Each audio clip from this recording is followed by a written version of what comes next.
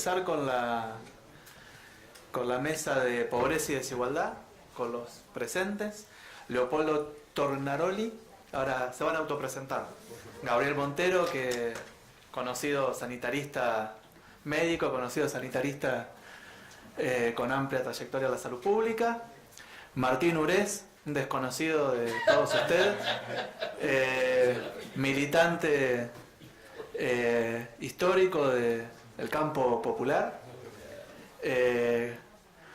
No, después Martín dirá qué quiere decir de él, porque nunca lo encuentro en un lugar fijo, siempre está más a la izquierda de donde yo me pongo, así que no sé dónde estará, pero cada vez lo encuentro más, uno se corre y está más, así que no sé si lo hace a propósito, pero bueno, para obligarnos a estar un poquito más cerca. ¿No será que se corren hacia la derecha?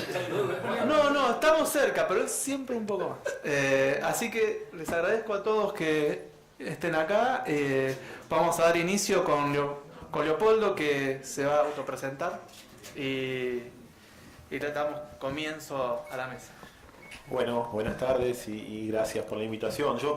Yo soy economista y soy profesor en la Universidad Nacional de La Plata, en la carrera de Economía, en la materia política económica, y soy investigador en temas de pobreza, desigualdad, mercados laborales, impacto de políticas públicas y demás en el CEDLAS, el Centro de Estudios Distributivos Laborales y Sociales, que también pertenece a la facultad. Trabajamos dentro de la Facultad de Ciencias Económicas, dentro del Departamento de Economía. ¿De qué les voy a hablar hoy? Les voy a hablar de desigualdad, sobre todo porque es lo que me pidieron, pero dado que entiendo que no va a venir Agustín Salvia, que seguramente iba a hablar de pobreza, les voy a dar algunos, al final de la presentación de desigualdad, les voy a hacer algunos comentarios y también seguramente mis compañeros de panel tendrán los suyos al respecto. Y obviamente quedan abiertas las preguntas para cualquier precisión al respecto también que me quieran hacer, tanto mis compañeros de panel como los presentes. ¿Qué sabemos o cómo va a ser de qué voy a hablar exactamente en la desigualdad de la distribución de ingresos? Bueno, voy a tratar de hacer un repaso de lo que pasó en los últimos 40, 45 años en Argentina. Pero sobre todo concentrándome en lo que pasó desde 2003 hasta acá, y en realidad los datos no sabemos muy bien todavía lo que está pasando ahora, presentimos, tenemos alguna idea de lo que va a pasar, pero todavía no lo sabemos, obviamente. Lo que ocurre con el tema de la distribución del ingreso y la desigualdad, bueno, voy a hablar de los últimos 40 años porque es donde hay datos para hacerlo en Argentina, datos precisos. Lo que ocurre con la distribución del ingreso, que en general, vamos a decirlo así, en países normales es algo que evoluciona despacio. Es algo que algunos economistas de otra época decían que era como sentarse a ver el pasto crecer. O sea, era algo para verlo a largo plazo, no para verlo en el día a día. La desigualdad en la distribución del ingreso o la distribución del ingreso cambiaba despacio. Bueno, en Argentina no pasa eso. En Argentina suele haber cambios bruscos, tenemos crisis, las crisis provocan eso. Y entonces en Argentina es un tema súper interesante y nosotros, al menos nosotros, en CEDLAS lo estudiábamos, diría yo, de algunos años antes, por lo menos con intensidad de esta última ola que hubo en el ambiente académico de estudiar desigualdad. Ustedes seguramente no estén completamente al tanto, pero habrán oído hablar gente como Piketty, que se hizo súper famoso con un libro de desigualdad. Hay otro economista que se llama Milanovic, que estudia temas de desigualdad y demás. Ellos también obviamente son gente que hace mucho que estudia este tema, pero se hicieron famosos en los últimos años porque el tema se volvió un tema mucho más importante cuando se vio que había una suba muy fuerte en la desigualdad en los países centrales y no solo en los países en desarrollo.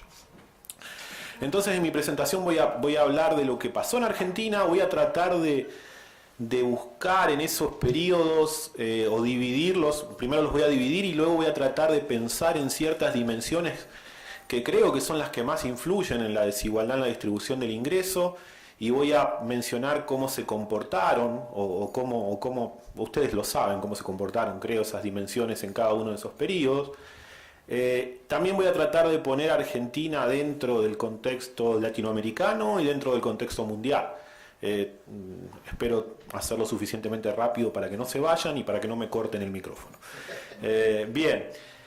Esta es parte de una presentación que yo tenía un tiempo atrás, entonces no está en los últimos 2 o 3 años, pero ya vamos a hablar de los últimos 2 o 3 años. Esta es la evolución de la desigualdad en Argentina. Como ven, es algo que no se mueve despacio, se mueve bruscamente para arriba, para abajo en diferentes momentos. Hay 2 curvas diferentes porque una se refiere al Gran Buenos Aires, que es la información que podemos seguir más o menos esos 40 y pico años. En cambio, para Argentina es más difícil seguir una serie comparable, por así decirlo, con datos comparables, un periodo largo, pero al menos en el periodo donde tengo las 2 series, lo que les puedo mostrar es que evolucionan igual. Entonces, hablar sobre la distribución del ingreso en Argentina es más o menos parecido a decir qué fue pasando en el Gran Buenos Aires. Y esto lo podríamos dividir, creo yo, en 7 periodos al menos. El primero de ellos es los 70, ahí no tenemos mucha información, pero va de los 70 hasta el 83, hasta el retorno a la democracia, y es lo que uno espera, digamos, dado el contexto que existió en ese momento, inestabilidad económica, represión política, políticas de apertura que llevaron a una reconfiguración de la estructura industrial, una, si quieren, negativa, que llevaron a un aumento de la desigualdad. Y si ustedes se fijan, bueno, en los 70, al primer dato que tenemos de finales de los 70 hay una suba fuerte y después hay otra suba más hacia el 83, que ahí tenemos un evento macroeconómico importante que es la crisis de la deuda. Cuando tuvimos la crisis de la deuda volvió a subir la desigualdad. Luego hubo un segundo periodo que podríamos decir que fueron los 80 hasta la crisis de la hiper, hasta antes de la crisis de la hiper. Ahí la evolución de la desigualdad fue parecida a la evolución de la economía en general, vaivenes. Periodos donde mejoró, cuando la economía mejoraba, periodos donde subió, pero si uno mira entre el 84 y el 88, por ejemplo, se va a encontrar que no hay un cambio muy importante. Y luego sí tenemos la explosión de la hiper, y ahí tenemos el primer gran pico, ese 51.9, es durante la crisis de la hiper. Ahí posiblemente uno tenga algún problema de medición, porque fíjense que apenas hay una estabilización, la desigualdad baja muy fuerte. Digo, es consecuencia sobre todo de la crisis, no es que cambió algo más allá de que se estabilizó la economía entre el 89 y el 90, no cambió la estructura de la economía demasiado, simplemente bajó la inflación muy fuertemente y demás. Los 90 comienzan como un periodo donde la desigualdad parece que va a bajar, pero no. O sea, baja un poco, unos años, se estabiliza luego de la hiper, los siguientes 2 o 3 años hay una caída en la desigualdad y luego empieza a subir con un pico durante otra crisis macro, que es la relacionada con el tequila, digamos, mediados de los 90. Empieza a haber estas crisis globales que afectan a Argentina, de países similares, países emergentes. Entonces tenemos esa crisis de mediados de los 90, recuerden que es ahí cuando empieza a saltar las alarmas por los niveles de desempleo que se observaban en Argentina, la desigualdad vuelve a subir y luego ya no baja. Entre mediados de los 90 y finales tenemos una suba lenta primero, pero luego otra vez tenemos en la crisis de 2001-2002 un salto de la desigualdad fuerte que nos deja en un nivel alto, en un nivel récord de toda esta serie que yo tengo. Ese 54.4 del indicador del coeficiente de Gini es el más alto, es de 2002, de hecho, 2001-2002.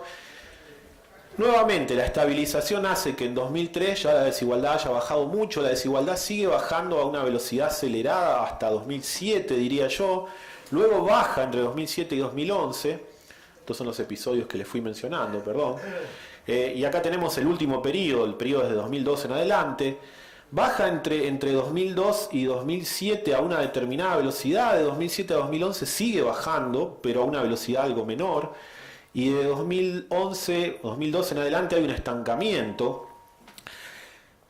Ahí a principios de 2015 INDEC dejó ya de publicar datos. Cuando volvimos a tener datos en 2016 lo que observamos es un aumento de la desigualdad. Ese 43.2 que está en rojo es el primer dato de 2016, en realidad es un valor un poquito... Yo después de esto seguí trabajando en tratar de que las series sean más compatibles, lo que hacía INDEC antes, lo que hace ahora, o lo que no hacía antes y lo que hace ahora, y los valores dan un poco más bajo, pero de cualquier modo entre 2015 y 2016 hubo un aumento de la desigualdad que parcialmente se revirtió durante 2017. En 2017 la desigualdad mejoró bajó, y eso es parte de la explicación de la caída de pobreza que el gobierno anunció en marzo. Pero desde entonces los datos disponibles hablan de que otra vez hubo un empeoramiento en las condiciones distributivas. Situación que hasta la crisis cambiaria de hace un par de meses era preocupante, pero hasta ese momento uno esperaba que al menos la economía este año tuviera un crecimiento pequeño, pero lo tuviera. Y si uno conjugaba las dos cosas, aumento de la desigualdad, pequeño, tal vez no explosivo, pero un crecimiento, uno podía esperar un fin de año tranquilo, digamos, en evolución de pobreza, pero si ni la desigualdad mejora y además tuvimos la crisis que nos va a llevar a que el producto se estanque o incluso caiga, obviamente los dos factores que normalmente coadyuvan para la baja de la pobreza no van a estar presentes, ninguno de los dos, y lo más esperable es que aumente la pobreza. Ya vamos a hablar de eso, de cuánto va a aumentar la pobreza, a mi juicio, y cuándo, porque ese es un tema no menor. La pobreza está aumentando ahora, pero ¿cuándo vamos a saber que la pobreza aumenta o cuándo los datos lo van a mostrar efectivamente? Entonces yo les decía que detrás de esa evolución, o detrás de cada uno de esos periodos que yo menciono, hay varias cosas que uno cree que influyen fuertemente. Yo creo que los elementos que tienen un rol clave en la evolución de la desigualdad son 5. Uno es el desempeño macroeconómico, obviamente, ya vamos a ver cómo influye. El otro es el nivel de apertura de la economía al comercio internacional. Obviamente esto también, o sea, no son ninguno de estos aspectos que voy a mencionar, no son independientes, son interdependientes, pero ya vamos a ver también eso. El cambio tecnológico y la acumulación de capital físico que se hace en la economía, a qué velocidad se hace eso. Las instituciones laborales, el rol de los sindicatos en cada momento, y finalmente la protección social. O sea, uno podría tratar de entender la evolución de la desigualdad en esos 5 periodos, en esos 7 periodos a partir de estos elementos.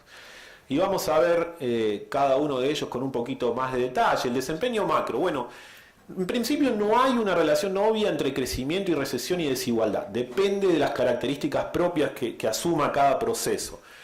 Hay países que durante los periodos de crecimiento muestran aumentos de la desigualdad, y hay países que durante los periodos de crecimiento la desigualdad se reduce. Sí es bastante más unívoco que en las recesiones hay aumentos de la desigualdad. O sea, en la etapa expansiva del ciclo económico normalmente la desigualdad no sabemos para qué lado va a ir, pero sí sabemos que en la etapa recesiva tiende a aumentar, y definitivamente la desigualdad tiende a aumentar mucho en las crisis macros. Entonces, en ese periodo que vimos, tuvimos varias crisis macro que aumentaron la desigualdad, la última de 2001-2002, la anterior de la hiper, en el medio tuvimos una más pequeña, pero que fue la crisis del tequila que nos golpeó, tuvimos la crisis de la deuda antes y demás. Entonces, cuando tenemos esas grandes crisis macro, nos aumenta la desigualdad. En general, además, lo que ha ocurrido en Argentina es que las crisis macros nos suben el piso de desigualdad. O sea, lo que pasa es que la crisis macro hace que la desigualdad explote, y luego en la recuperación muchas veces no logramos llegar de nuevo hasta el piso anterior a esa explosión. Nos quedamos con un piso más alto. La recuperación de la década del 2000, digamos, la recuperación de esa crisis parecía romper con esa estructura, y en cierto modo lo hizo, pero luego nos encontramos también que había un piso medio invulnerable a partir de 2011-2012, tanto en desigualdad y pobreza. Ya vamos a hablar un poco más de eso. Entonces, obviamente tenemos que tener una macro más o menos ordenada, tenemos que evitar los vaivenes habituales que tenemos, como los que estamos pasando ahora, porque normalmente nos dejan un costo en términos de aumento de desigualdad. El segundo aspecto que yo les decía es la apertura comercial. Lo que pasa con la apertura comercial desde el punto de vista económico es que se modifican los precios relativos de la economía, y eso obviamente lo que hace es modificar la estructura de producción del país. Algunos sectores se favorecen, otros sectores no. El empleo crece en algunos sectores, en otros no, y lo mismo pasa con las remuneraciones. Un caso típico de esto es lo que pasó en los 90 en Argentina con la apertura comercial, y en parte yo creo que es un poco más lento el proceso, y quizás con una contención social un poquito mayor por las instituciones disponibles ahora. Es lo que pasó desde 2016. con la desigualdad, y por eso no hubo un aumento tan fuerte como pasó en los 90. Pero lo que ocurrió en los 90 en Argentina, por ejemplo, es que la apertura comercial llevó a una reconfiguración de la estructura productiva. Digo, no fue solamente la apertura comercial. En los 90 tuvimos privatizaciones, tuvimos un montón de cambios importantes. Pero si uno mira, por ejemplo, qué pasó en los 90, la desigualdad aumentó en casi cada sector que uno mire. Nosotros acá cuando hablamos de desigualdad, yo que estoy seguro que casi todos, la mayoría de ustedes en su cabeza tienen la idea de que estamos hablando de capital y trabajo, o sea, esa desigualdad. Sin embargo, esos números que yo les mostré son números que captan muy poco de capital. O sea, la desigualdad como se mide en las encuestas de hogares es básicamente una desigualdad de ingresos laborales. Y aún dentro de los ingresos laborales hay explosión de desigualdad. Entonces, la desigualdad que ocurrió en los 90 es una desigualdad que se explica porque algún tipo de trabajadores se beneficiaron con esa reconfiguración de la economía y otros trabajadores no. Y en general lo que pasó es que los trabajadores de más alta calificación fueron los que se beneficiaron y los de menos calificación, que además son los que se encuentran en situaciones más vulnerables, son los que menos se beneficiaron. Lo que pasó con la apertura comercial es que los diferentes sectores de actividad cambiaron su importancia en la explicación del producto en Argentina. La industria empezó a explicar menos, los servicios calificados empezaron a explicar más, y entonces hubo un cambio entre sectores. Los sectores ligados a las exportaciones, los sectores argentinos que son competitivos a nivel internacional, obviamente se beneficiaron con la apertura. También por otro lado tenemos un cambio en la canasta de consumo de los hogares, producto de la apertura comercial, un cambio en los bienes disponibles y demás. Pero en general lo que uno ve es que las aperturas comerciales provocan incrementos de la desigualdad al favorecer la demanda relativa de empleo calificado y aumentar las brechas salariales entre las calificaciones de los trabajadores. El tercer aspecto, y este está muy relacionado con la apertura comercial, es el cambio tecnológico y la acumulación de capital. ¿Qué quiere decir esto? Bueno, en procesos de apertura comercial normalmente uno de los precios relativos que cambia es el precio relativo de la tecnología y del capital, y la mayoría de las empresas, yo lo que hablé recién es cómo cambió la composición de los sectores en términos de se volvió más importante servicios calificados y menos importante la industria. El efecto que les estoy contando ahora es un efecto de hacia el interior de cada sector, más allá de cómo cambió la forma de producir. La industria, además de achicarse en todo lo que producía, cambió sus técnicas de producción. ¿Por qué? Porque se volvió más barato incorporar capital y tecnología. Los métodos de producción se volvieron más intensivos en el uso de capital y tecnología y menos intensivos en el uso de empleo, sobre todo empleo no calificado. O sea, el reemplazo ese de trabajadores o de las tareas, si quieren, más repetitivas por máquinas, por procesos más automatizados, eso disminuye la demanda de no calificados y aumenta la demanda de calificados, porque los calificados son los que usan la tecnología, los que las diseñan, los que las instalan. Obviamente ese cambio en la productividad relativa de los distintos factores productivos provoca también un aumento de la desigualdad, al menos a corto plazo, hasta que uno sea capaz de incorporar esa tecnología y desarrollarla, modificarla y usarla en beneficio, ¿no?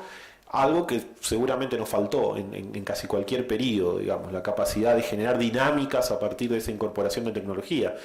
Porque obviamente en una primera etapa necesitamos incorporar tecnologías de afuera si acá no las desarrollamos, pero en etapas posteriores, si queremos que eso sea sustentable, necesitamos readaptarlas, mejorarlas y crear nuestras propias tecnologías. El cuarto aspecto es el rol de las instituciones laborales y los sindicatos, y acá no hace falta que yo les cuente demasiado, pero si piensan en la represión sindical, o directamente la persecución y el cierre de sindicatos durante el periodo de los 70, es una de las explicaciones, o la baja actividad sindical que hubo en los 90 respecto a otros años, digamos. Y entonces cuando no hay negociaciones colectivas, cuando las regulaciones sobre el empleo son menores, cuando el salario mínimo pierde importancia, como pasó por ejemplo en los 90, que el salario mínimo no se actualizó durante años, y cuando no están todo ese tipo de otras políticas activas, obviamente el poder de negociación de los trabajadores cae y eso afecta a la distribución de los beneficios del crecimiento, de la producción en general.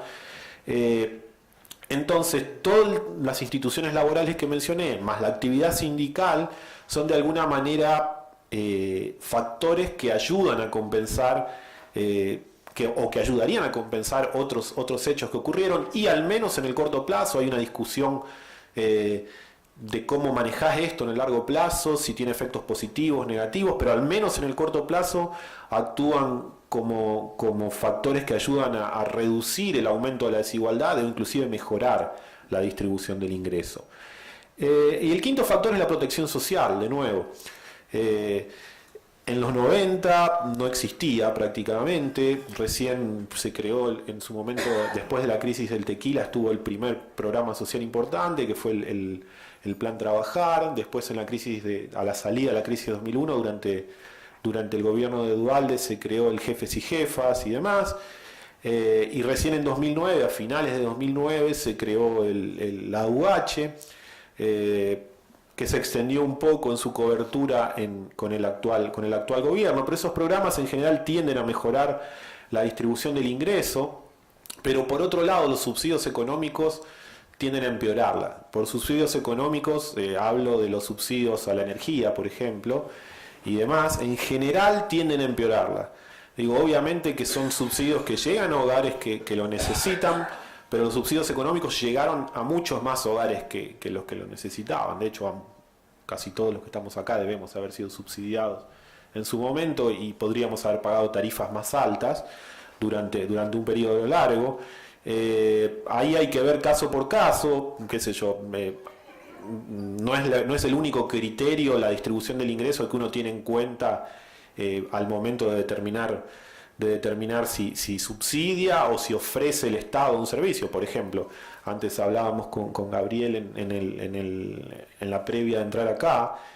Si uno analiza el impacto distributivo de corto plazo de un gasto como la educación universitaria, en general es un gasto regresivo, pero uno, tiene 1000 otras justificaciones por las cuales el Estado interviene en ese sector. O sea, el Estado no interviene en la educación universitaria para mejorar la distribución del ingreso a corto plazo. Interviene para generar oportunidades a largo plazo, interviene porque lo considera un bien meritorio. Hay 1000 otras razones, no la distributiva. Entonces uno en realidad, cuando mira la composición del gasto público, puede encontrar muchos factores que empeoran la distribución del ingreso, hay muchos gastos que empeoran y otros que la mejoran. Yo cito el de los subsidios económicos porque si bien uno puede hablar de algún tipo de efecto de segundo orden, como por ejemplo, pero si subsidiabas subsidiabas, no sé, la electricidad, entonces eso por un lado te funcionaba como ancla inflacionaria y también te aumentaba el poder adquisitivo de los trabajadores. Bueno, puede haber algún efecto por ese lado, pero el efecto directo es que vos gastaste un montón de recursos, muchísimos, para sostener un subsidio durante muchos años a un sector que no necesariamente lo necesitaba, quizás sí a la salida de la crisis en 2003, 2004, 2005, pero luego llamaba a gritos el proceso de racionalización de eso. Y obviamente también está el tema de los impuestos, y este es un tema importantísimo. Los impuestos no todos tienen el mismo impacto distributivo, habría que analizar caso por caso, pero ustedes creo que conocen más o menos la regla general, algunos más regresivos como el caso del IVA, otros más progresivos como el impuesto a las ganancias, a pesar de que por alguna razón tiene mucha mala fama. Y obviamente después los impuestos en todo caso que nos faltan, pero bueno, también en los impuestos uno podría discutir el efecto que tienen. Entonces los periodos esos uno los podría analizar con estos 5 factores y uno podría identificar claramente cuáles son en cada uno de los periodos los factores que ayudaron a eso. Por ejemplo, en la década del 2000, lo que pasó es que las instituciones del mercado laboral fueron más fuertes, el gobierno apoyó la acción sindical. Por otro lado, en un momento cuando la economía se empezó a desacelerar y las mejoras en la desigualdad se habían reducido, el gobierno creó la UH en 2009, entonces eso ayudó también en un periodo donde ya la desigualdad no estaba bajando tanto. Antes tuvo la moratoria previsional, que también ayudó. La apertura comercial fue más lenta, entonces no hubo como un cambio muy importante, lenta o casi inexistente por momentos, entonces no hubo una reconfiguración de la economía muy importante. Obviamente eso después tuvo sus efectos en que la economía se estancó y tiene otros efectos en otras dimensiones. Pero si lo que queremos explicar es la distribución del ingreso no empeoró aún en el estancamiento porque todos esos factores estaban como contenidos, digamos. Obviamente nos dejaban una situación de estancamiento al final del periodo, pero eran lo que explican de que la desigualdad no aumentó. Respecto a qué sabemos o cómo nos ubicamos en la región, bueno, Argentina ha sido tradicionalmente uno de los países del Cono Sur en general son de los países menos desiguales, son Argentina, Uruguay, Argentina y Uruguay sobre todo. Luego Chile aparece con desigualdad más alta, pero pobreza baja. Pero Argentina y Uruguay, y luego está Costa Rica, que es un país normalmente poco desigual en el contexto latinoamericano. En 2002 Argentina perdió posiciones, ahí tenemos el valor que tuvo la pobreza durante la crisis, y luego volvió a recuperar posiciones, se volvió a ubicar como el cuarto. A lo que voy es que, aún en este proceso que tuvimos durante la década del 2000 de mejora de la desigualdad, eso no cambió la posición relativa de Argentina en el contexto regional. O dicho de otro modo, la caída de la desigualdad es un proceso que se manifestó en toda la región. Y se manifestó incluso en países con políticas diferentes a Argentina. O sea, no es que hubo solo una serie de políticas, uno podría hacer la historia fácil de decir, bueno, estuvo Lula, estuvieron los Kirchner en Argentina, eran gobiernos más de izquierda, pero no, en Perú hubo diferentes gobiernos también con diferentes signos ideológicos y la desigualdad bajó. Y ahí en realidad uno tiene otros factores, como por ejemplo, yo les hablé de las políticas sociales. Bueno, las políticas sociales en la región fueron no solo un deseo de los gobiernos implementarlas, sino que fueron posibles por el boom de los commodities, en parte, que generó el espacio fiscal para hacerlo. A veces no alcanza simplemente con la voluntad, sino que hay que tener poder para financiar eso. Y en toda la región, gobiernos de diferentes signos tuvieron recursos fiscales extraordinarios respecto a periodos anteriores para hacer política social, porque la región enfrentó un periodo inusual de crecimiento del precio de los commodities que exporta, y eso provocó entonces una caída fuerte en la desigualdad. Y acá es un ejemplo de cómo fue la evolución. Por ejemplo, en el eje de las X está cómo era la desigualdad en el 99, y en el eje de las Y es cómo era la desigualdad en 2014, 15 años después. Si en un país no hubiese cambiado la desigualdad, el país debería situarse sobre esa línea de 45 grados que divide el cuadrante ese. Como ven, en Costa Rica es el único país que se sitúa por arriba, quiere decir que en Costa Rica empeoró la desigualdad. Todos los demás se ubican por abajo, quiere decir que mejoró. Y cuánto mejoró es la distancia que hay entre la línea esa punteada negra del medio y el punto del país, la distancia vertical que hay entre los dos.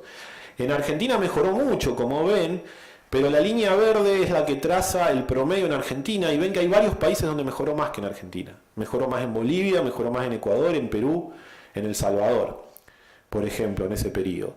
Y en Nicaragua evolucionó igual, en Guatemala, en Brasil, en casi todos mejoró más. Pero en Argentina en particular, el problema es, digo, el estancamiento que vemos es el que pasó desde 2010.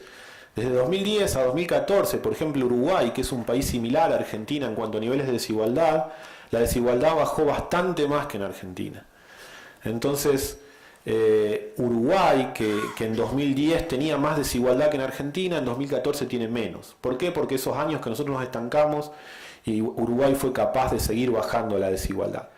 Entonces de 2010 nos estancamos, en 2015 mejoró un poquito, en 2016 volvió a subir, en 2017 mejoró un poquito, y seguramente cuando tengamos número 2018 va a volver a subir. Y estamos en este sub y baja, que seguramente si habláramos de otras dimensiones socioeconómicas e incluso económicas, también lo veríamos de 2010. O sea, estamos realmente en el camino a una década perdida, la década de 2010 en Argentina en muchas dimensiones, ¿no? Finalmente, para ir cerrando, les quería mostrar, este gráfico no me voy a detener mucho, pero les quería mostrar este último. Yo lo llamé desigualdad antes y después del Estado, porque en un eje lo que muestro es cómo distribuye el mercado, y en el otro eje lo que muestro es cómo queda la distribución después de que el Estado se mete con los impuestos y las transferencias. Lo que yo les quiero mostrar es, el mercado distribuye sobre este eje, ¿no? Entonces lo que uno tiene que mirar es cómo está la posición de los puntos hacia este lado. Los puntos en azul son los países de la OCDE, son los países desarrollados en general. Si uno se fija cuál es la posición de Argentina sobre este eje, hay muchos países de la OCDE donde el mercado distribuye peor, y en algunos pocos que distribuye mejor. Pero en todos, cuando miramos sobre el otro eje, en todos, Argentina está arriba. ¿Por qué? El mercado distribuye en algunos mejor, en otros peor, pero el Estado distribuye mejor en todos. En todos esos países la estructura impositiva y de subsidios es mejor. Hay países de la OCDE, como por ejemplo Corea, donde la desigualdad es muy baja porque tiene una estructura productiva que hace que el mercado distribuya bien. Entonces no necesita mucha acción del Estado. La acción del Estado en Corea es esta diferencia. Pero acá hay países como, no sé, si está Eslovenia, Irlanda, algunos, donde el Estado actúa con toda esta diferencia. En cambio, en Argentina distribuye un poco mejor aparentemente que en Chile y México, pero aún podría hacerlo mucho mejor. Acá ni hablar, acá tenés países donde el mercado te da una desigualdad altísima, pero el Estado la baja desde este punto hasta acá, ¿no?